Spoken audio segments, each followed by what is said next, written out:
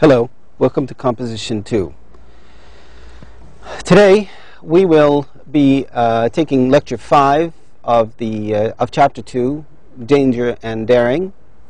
And what we will be presenting here are words and phrases. Those words and phrases can be found on page 32 and 33. The first word we're going to present is ardent. Ardent. So the meaning of ardent is passionate and enthusiastic.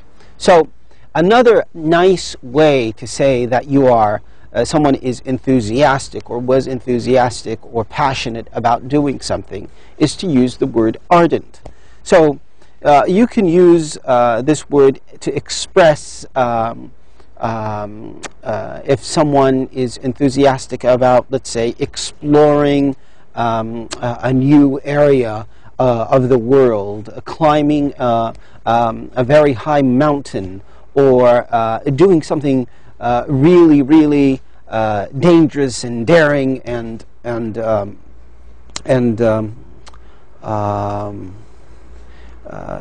basically something that not a lot of people would find themselves comfortable doing.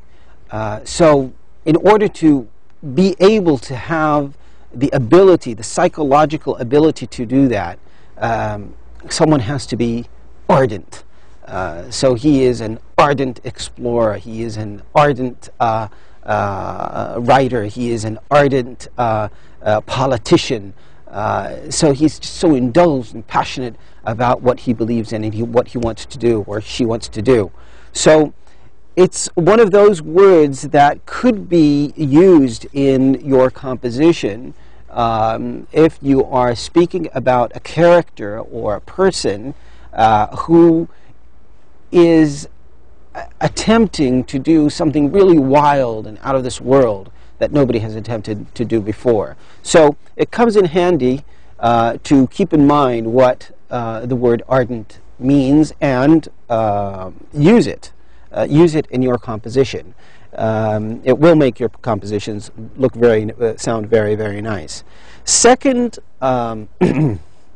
word we have here is ascent, and that is climb, to climb a mountain. So your ascent, instead of saying your climb up the mountain, you can say your ascent up the mountain, or your ascent to the summit.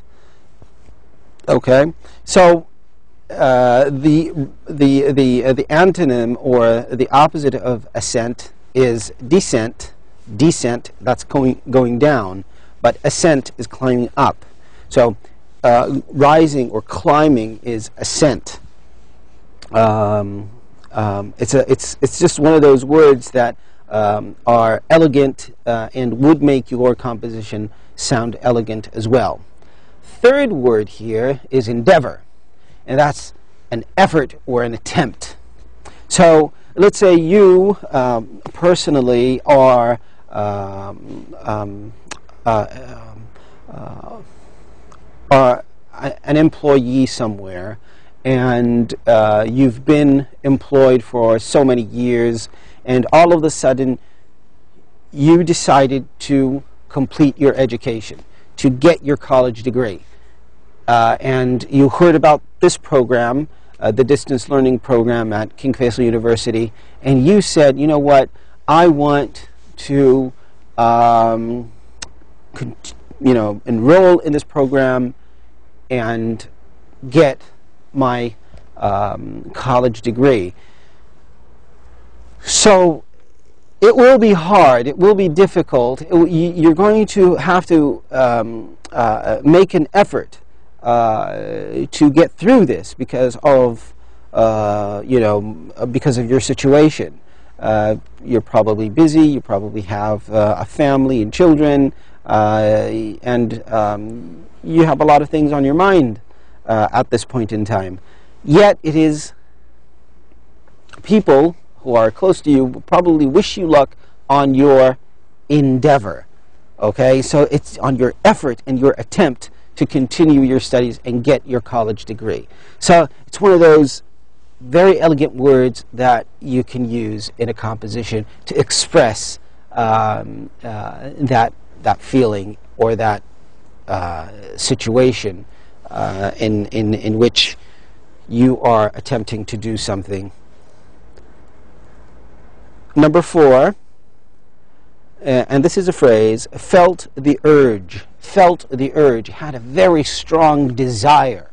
What is desire? It's just something you want. When you have a very strong desire, so you feel the urge. Let's say when someone is hungry, when you are very hungry, starving hungry, and you have a very strong desire to eat, okay? So instead of saying you have a strong desire to eat, you could say I have a feeling, or I felt the urge. You felt the urge to eat. So let's say you're on a diet. You want to lose some weight, and you see very nice food on the table, and you're hungry, and the food is really tempting and looks really nice, so you get the urge to eat.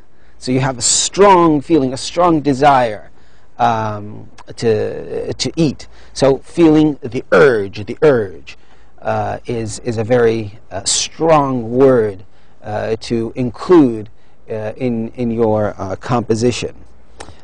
Summit, the top of a mountain. So instead of saying the top of the mountain, you can say the mountain summit, or reach the summit, or instead of saying the climber reached the top of the mountain. Well, you can use that in one word.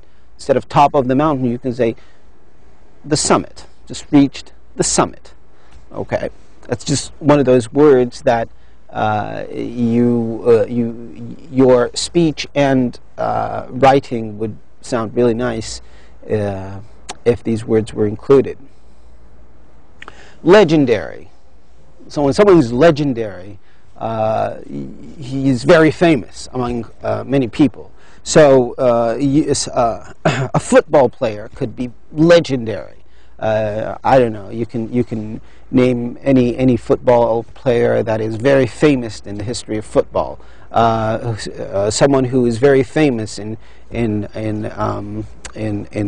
poetry, or very famous in writing a novel, writing novels. So legendary. He's very famous. Okay.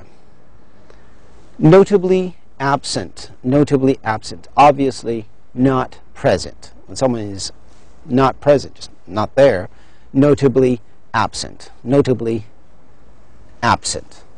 That's another way of saying obviously not present. All right.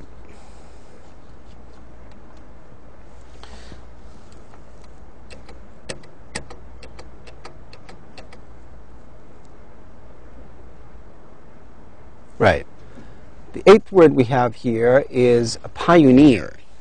A pioneer is someone who is the first to explore a new place. Okay? It doesn't necessarily have to be a place, though. It's just, the first to explore a new, let's say, thing instead of place.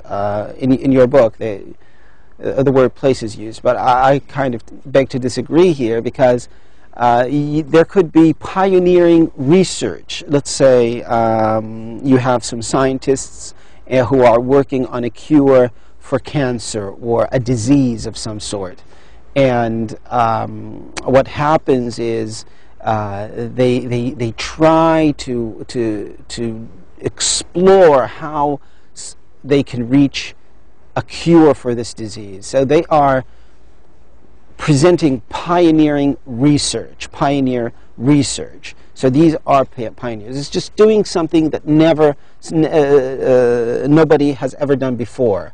Either going to a place, just exploring things that other people haven't done or haven't been before.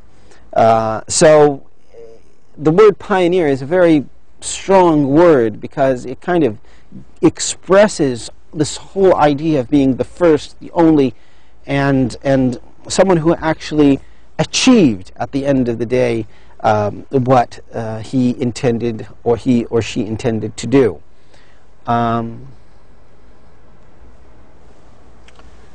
Remote. When something is very remote, that means far away from civilizations. When something is very remote, so if you have a remote village, it's just a village that is very far from, you know, where everybody is, where the major cities are. So you have a remote mountain village. When something is a remote mountain village, that means very far from everywhere, anywhere, and very difficult to get there probably. And in addition to that, it's just away from civilizations, probably on top of a mountain or deep in the valley where a lot of people can't reach or can't have access to. So instead of saying a very far away place, you could say a very remote place. Right. The last word we have here is rival. Rival. The word rival is a person who is competing against. So if you let's say you were the best in class, you were the best student in class, and all the rest of the students were not so good, and you were the best person in class, you were the best student, you did the homework, you understood the subjects, you were the favorite among your teachers, and all of a sudden someone new comes into town, and he or she happens to be in your class, and they're good too. He or she is good too. So they start competing with you. So they are called your rival. Your rival. So it's someone who competes against you. Right. So person who is competing against another person. Right. Now, those were a set of vocabulary words and phrases that would come in handy in writing a composition about explorers. Those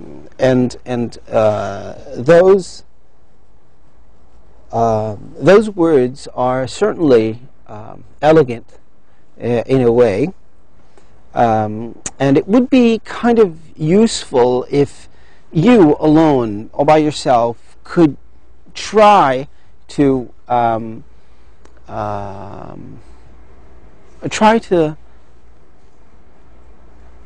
write sentences that would include such a word to make them stick in your memory.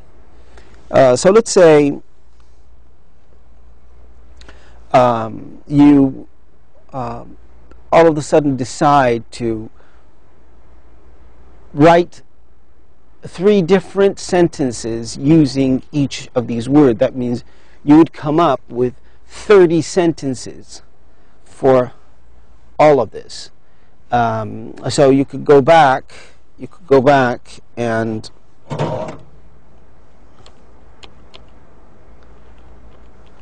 right?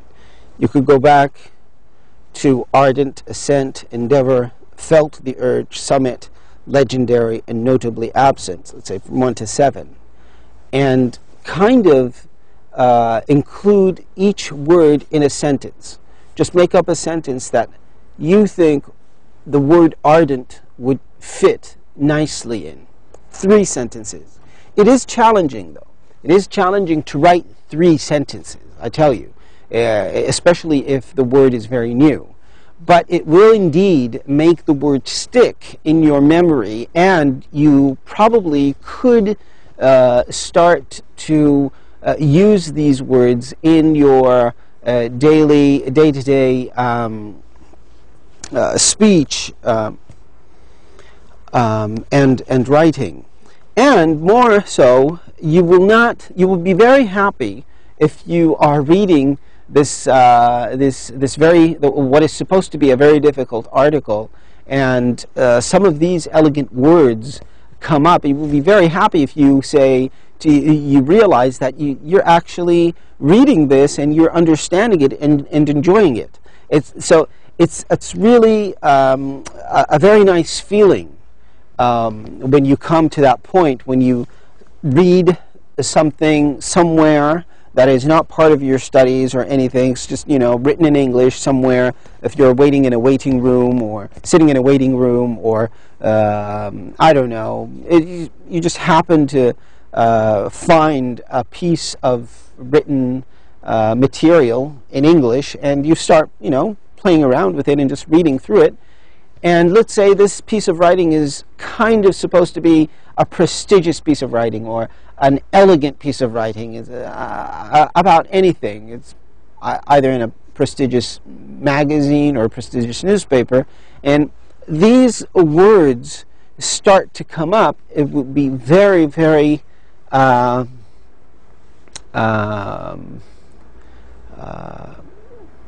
it would be a very nice feeling to realize that, well, I understand what's being said here, and I guess it paid off when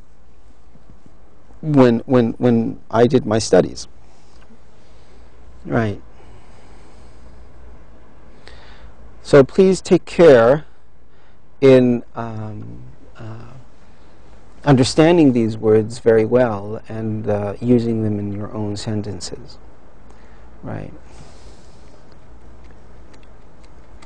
Right.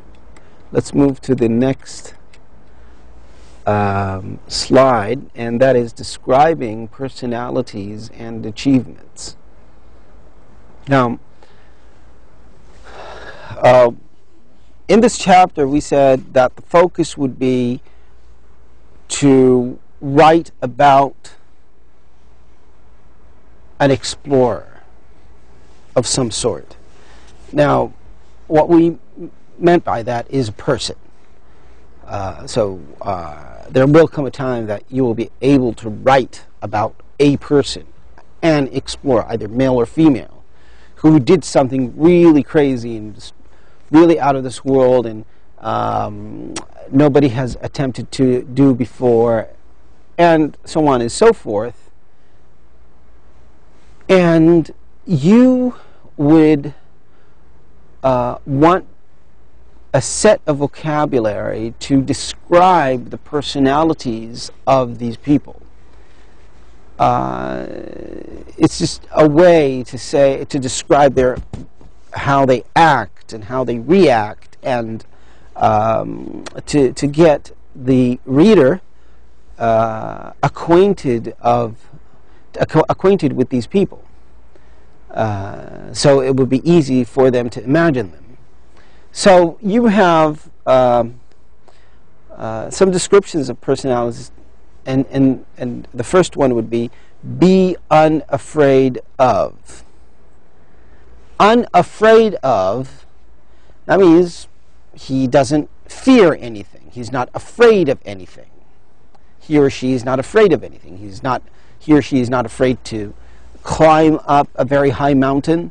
He or she is not afraid to go deep in a jungle or a forest where there are many dangers from disease, getting bitten by a very dangerous insect or a very dangerous snake or a very dangerous animal. So, unafraid. Unafraid. So you could describe someone to be unafraid. Okay. I'm not afraid. I'm unafraid of swimming in the ocean. I'm unafraid of jumping from a high mountain with a parachute. I'm unafraid of jumping from a plane with a parachute. I'm unafraid to walk through the forest at night and so on and so forth. But you are describing a personality. When someone is unafraid, you see, it's just it's part of his personality. Some other people could be very afraid of walking in the forest at night. Okay, so that's one personality, and that's another personality. So laugh at what? Laugh at what? So laughter, just to laugh. To laugh at what? You could laugh at fatigue. Fatigue is being tired. Fatigue. The word fatigue is another word of meaning tired. So when you have a cold, you feel fatigue. Okay, you feel tired.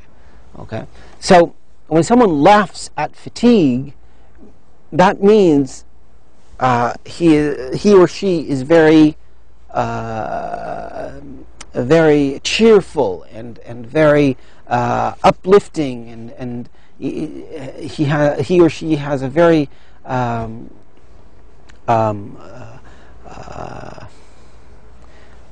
good mood towards hardship and difficult situations. So when someone laughs at fatigue, that means they have this personality that can deal with hardship and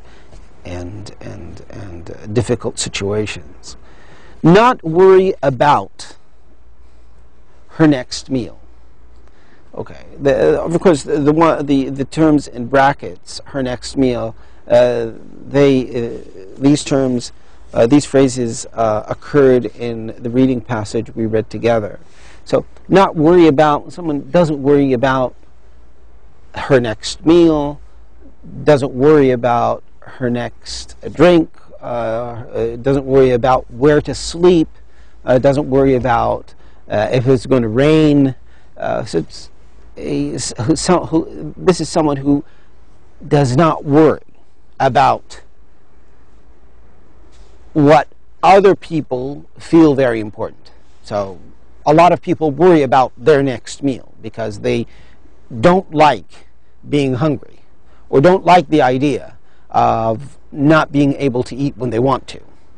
Okay, so when it comes to these explorers, the last thing they think about is food and drink.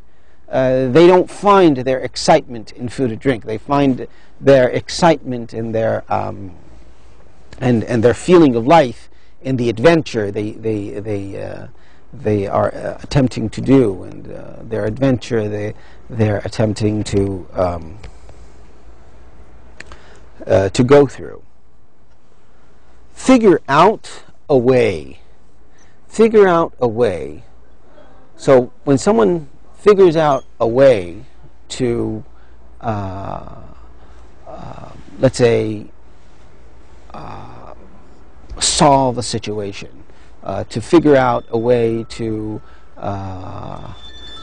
see if there's a way up this mountain, or a way through this forest, that means he stops, or he or she stops and thinks for a while in order for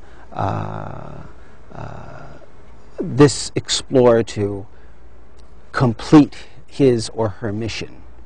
So when someone figures out a way, okay?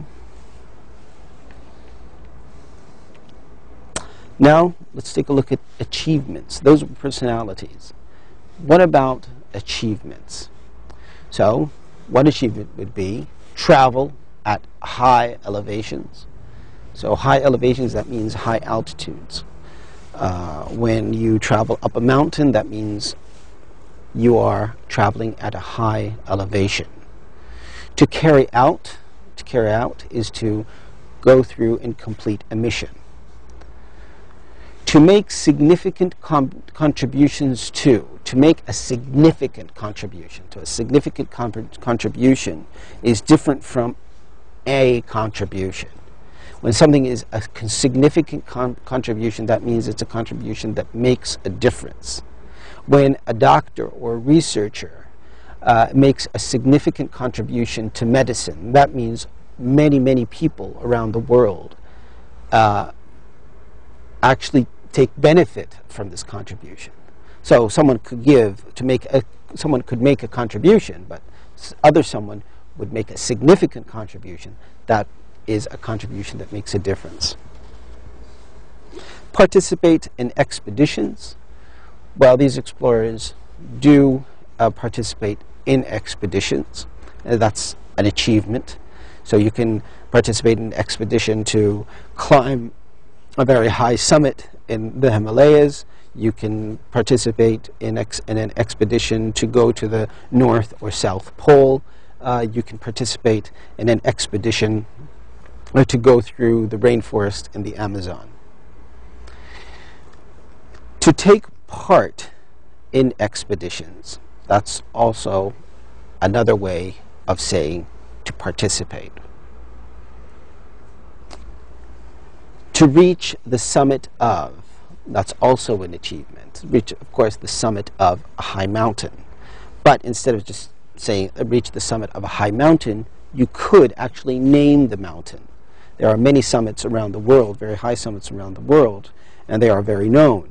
So you can, to include someone's achievement, you could actually be specific in saying you reach the summit of. And of course, you actually mention the summit. Now, task 4 that I'm going to ask you to do is exercise 2 on page 33 as homework. And I'm going to ask you to do this exercise as best as you can. It's quite easy, actually. You're supposed to include, fill in the blank spaces with the appropriate preposition. Now, in order to do that, just rely on the words and phrases and achievements we've discussed in the lecture here.